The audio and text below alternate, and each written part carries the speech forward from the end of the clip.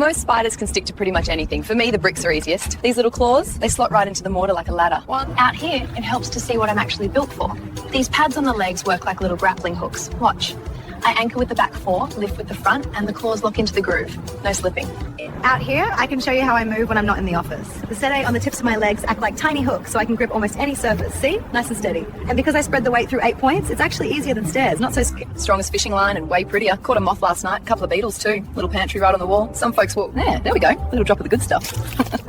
Not deadly to folks unless you're a mozzie or allergic. But it keeps dinner fresh. Handy, huh? Will melt through brick in under a minute. Imagine what it does to a bug. Don't worry, I keep it on a tight leash. Handy for cooking dinner too. Don't worry, I keep it on safety around mates. Last week when the mozzies got bad, caught a few already. Little moth there, beetle in the wrap. Saves me a trip to the shop for snacks. Some folks reckon it's vandalism. Had a bloke try to scrape it off once. Poor guy ended up wearing... I'll be ashamed to let them collect dust, right? What's the point of having fangs and venom if I never put them to work? Sometimes you just need a little bite to keep life interesting.